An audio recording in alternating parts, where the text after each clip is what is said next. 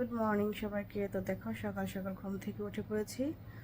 আজকে হচ্ছে মেয়ের এক্সাম আছে, তো সেজন্যই সকালে উঠেছি 6টার সময়।